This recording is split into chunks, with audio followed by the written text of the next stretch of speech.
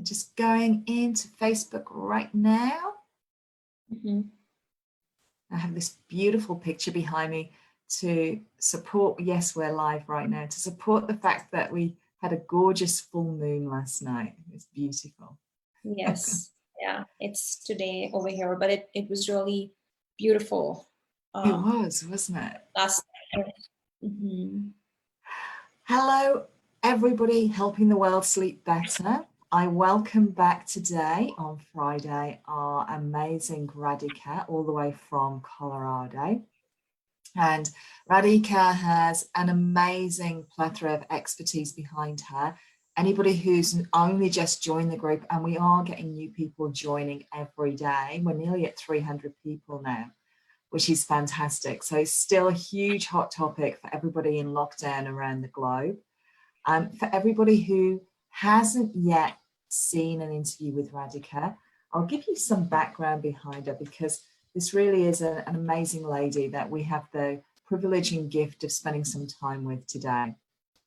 So Radhika has a bachelor's in psychology. She holds an MBA, certified health coach, certified human potential coach, a trained yoga teacher, and that's where we're going to experience some gorgeousness from Radhika today. She studied at the Human Potential Institute. She's an ICF accredited program created by Dave Asprey, a biohacking expert. And if you haven't seen any previous interviews with Radhika, I really, really recommend go and look at the one from last week. Had some great biohacking tips there. She was also sharing workshops at the first Wellness Expo at the SXSW in 2017 at the Bulletproof Activations. She established a reputation as a subject matter expert by publishing articles in publications and websites such as the well-known Arianna Huffington's Thrive Global, Austin Fit, and Thoughts Become Things. She's been interviewed for podcasts, developed and delivered wellness corporate workshops in collaboration with Yoga Studio and health food stores, and is an influencer for some health and wellness brands. She's also the founder of Holistic Prana, where she offers integrative health and life coaching. And she's had the honor of guiding busy professionals and entrepreneurs around the world to a superior state of well-being, cognitive performance, and inner bliss. And her approach seamlessly blends together science-based practices to improve the function of every aspect of the body, as well as resources along with accountability that uplift the mind and spirit. So welcome back, Radhika. It's lovely to have you back here again. Thank you, Emma. I'm happy to be here. So we have a few people watching now. So anybody who's watching live, we can actually see your comments. So if you want to pop in a comment, say hi, or if you have any specific questions for Radhika, you've been watching Radhika over the past few weeks, and it doesn't have to be anything to do with the topic, the hints and tips that she's sharing today. She's more than happy to answer any questions. And today we're going to do something quite different. And I'm going to let Radhika just explain what we're about to do. So this is a bit of a practical hints and tips. Hey, Stuart, he's just woken up to listen, to sleep. I love that. Okay, well, let's see if we can give you some more rest. That'd be great. So this practice that you're about to share with us, Radhika, can you explain a little bit about it and where this comes from, and how this is super important for helping us achieve a good night's sleep? Yes, sure. And it is basically breath work that we were talking about before we got live, which is coming from the science of yoga.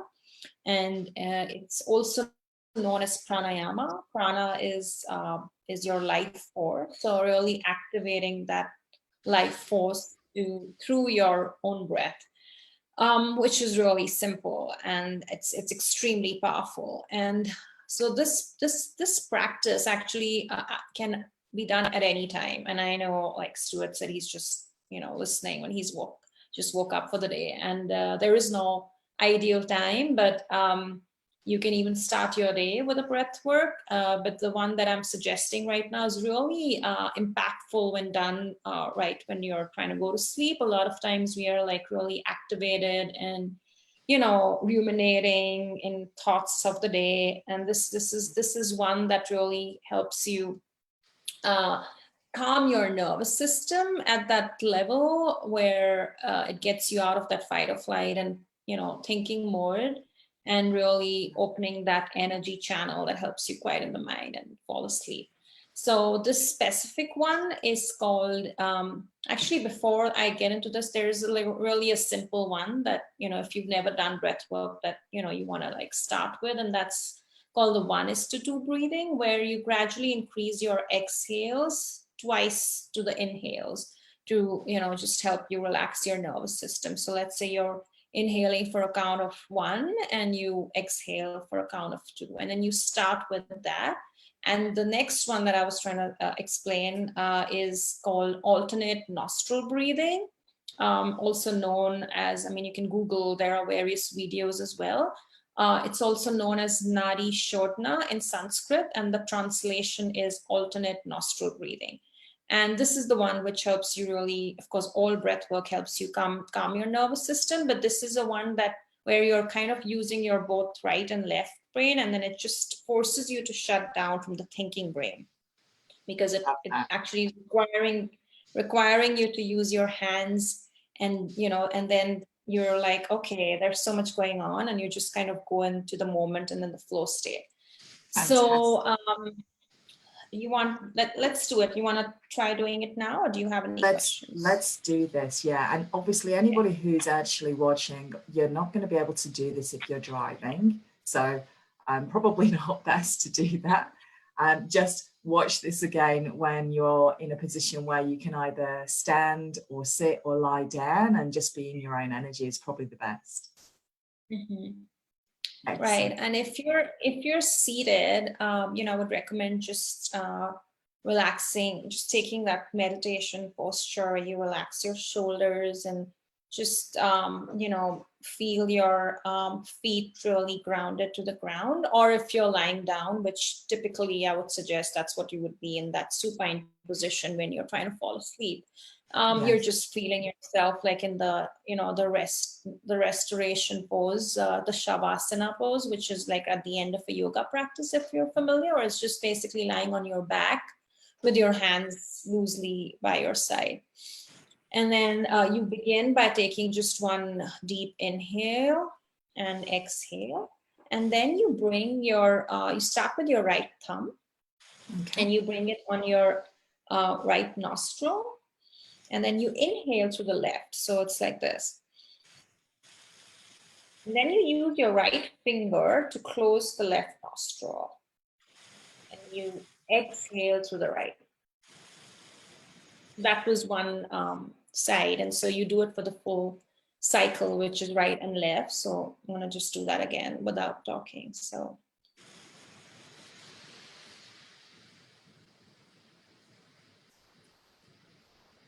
And now I'll do it on the other side. So inhale to the right, hold, and then exhale to the left. So that's one full cycle with the right and left. So you repeat breathing in through the right nostril, put your thumb over the right, and then exhale through the left. And then that's one round. So essentially you're doing a few rounds of these, and then you will eventually just fall asleep. It feels like a wave going through your body, doesn't it? Mm-hmm.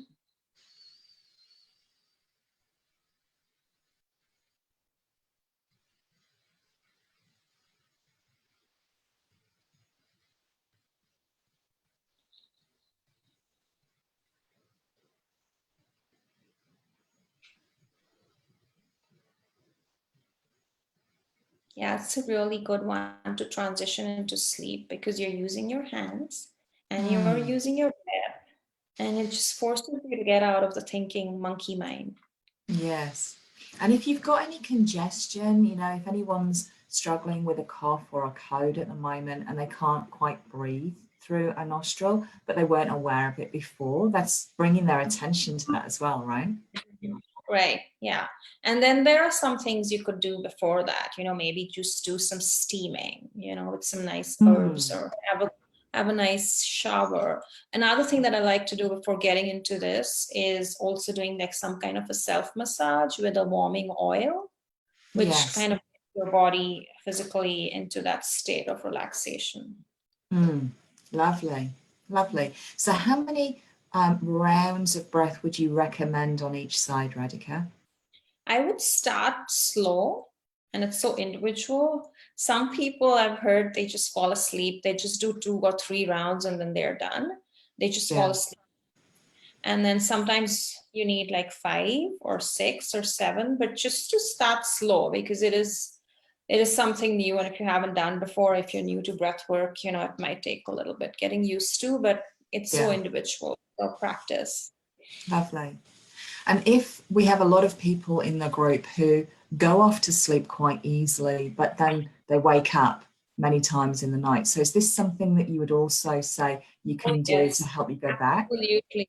Absolutely, for sure. Fantastic. I would suggest have some like water if you Yes. feel like you're really feeling, like you're feeling dry in the mouth or something. I would say like just, have some water and practice that one round of just, the 1:2 breath, inhale and exhale for the double. And then, start with this to go back to sleep again for sure. It Lovely. works the same way. It's Lovely. so powerful. It's so simple and it's Yes. so powerful. It's normally the way, isn't it? We expect things that, if it's so complicated in our mind, therefore it must be complicated as a solution, when actually the simple things are the best. Yeah, for sure. That was Simple to lovely. just your heart rate and relax. You feel everything slow, yes. So, Mhm. Stuart, I hope that that's helped you in this moment. We've got a few more people who've joined us. So, if you missed what we've just been doing, we've literally been doing alternate nostril breathing. But Radhika says it so beautifully in Sanskrit. I'll let her say that again. That's Nadi Shodhana. Nadi Shodhana. I love that. It's just so gorgeous. So if anybody has already, if you're familiar with this, let us know how you use this. Is it in the yoga practice? Do you help it to sleep? Did you not realize it was something that could help you sleep? And if you are struggling and you wake up in the night, let us know how you go just doing this in the middle of the night, and come back and put us a post here and tag Radhika and let her know how you've gone. So that was wonderful, Radhika. And you're going to share something else with us. Stuart says he's done this before and he uses it to meditate. Yeah, That's nice. it's lovely. So Radhika, you had one final thing you wanted to share with us this morning or this afternoon, depending where you are in the world. Yes, there are so many things, but to keep it simple, like I was saying, just getting used to doing something to like using your breath work to ground into that sleep. There is another, like I was saying, self-massaging with oil, but there's a specific oil that I recommend to a lot of my clients, and I do it myself, and that's called castor oil. Or Gaster. Castor oil. Castor, Castor. Yes. Have you Okay. used that ever? I haven't used castor oil, no. I'm a bit of an essential oils girl, so I go to blends and make my own blends. So no, I'm really intrigued. Why castor oil? Castor oil, of course, has like almost more than 100 benefits, but why I like using it in the night is it really helps you detoxify your lymphatic system when you're asleep, and also like your digestion, getting it ready for the morning to have like a really nice, good bowel movement. Yeah. And for women, especially, it's really good. You don't want to use it specifically during your cycle, but using it during the other phases, it really helps balances your hormones. Okay. Like a lot of women, they cease to have any kind of PMS, or it regulates their hormones beautifully. Okay. So that's just a very nice, relaxing, nourishing, grounding way to get into that, Yeah. getting ready for the breath And work. Sounds lovely. And where exactly, is there any specific part of the body to help Yes. the So in the lymphatics? night, I would suggest putting it around your belly, your abdomen, so to activate the digestive, and also Yeah. around your liver and spleen. You Okay, so know, all around the midsection. mhm, that's right. Okay. Okay. Yeah, and And obviously, if usually, I you've mean, got a partner who can help with the back, that would be yeah, even better. that's right. And then you can also either you can it's extremely thick, so you want to do it either on a like cloth, or you could do on an cloth that's absorbs the oil, Mm. and then put a heating pad over it, or you could use a heating pad which can be washed the cover. That's to Yes. keep it simple, but the heat helps it really get inside and at the Right. cellular level heal. So And they are if you being had one of those wheaty pads, for instance, you could just drop a few of the drops of the castor oil on that, and then when it's heated, extremely and put it on your belly, and then turn over and right. put it on your back. Right. Yeah, and there are many videos. If you research on Google for castor oil, you'll find a lot of like evidence-based research on how it's helpful and how to use it as well. Okay, that sounds fantastic.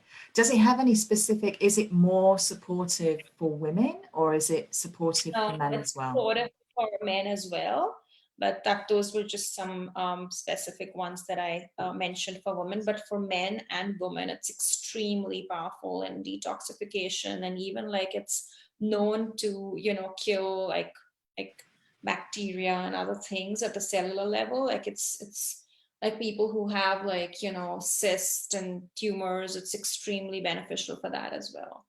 Wow, there you go. Just That's two amazing tips today, and all within 15 minutes. Is just incredible. So obviously, we've come to the end of our time. We keep these short and sweet on purpose so that they're digestible for moving on with the digestion, digestible for the audience. If you have heard of castor oil, if you use this yourself already, awesome, let us know. Tag Radhika and let her know how it helps you. If this is something new to you, like myself, I'm going to add this to the shopping list this weekend. So if this is new to you, go out, try this, see if it works for you. Radhika, is there anything else you would like to share with the audience before we say goodbye today? Sure. Let me think. Uh, You I have think so the much other, knowledge in this area. yeah, the other thing I would say is, talking about hacks and sleep hacks. I think the other thing, I don't know if I mentioned this last time, is maybe I did, having like something sweet, like to raise your glucose levels while you're asleep helps you sleep in that deep state, faster and longer. So I like to have a little bit of a raw honey, like a teaspoon of raw honey at Yes, night.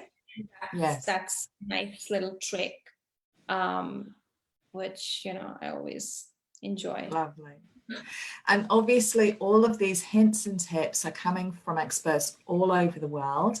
Obviously, if you're on medication, if you have, a specific issue that you're dealing with, like diabetes or, any heart issues or anything like that, please do consult with your own medical practitioner before you're removing or introducing anything into your routine that you think may interact with medications.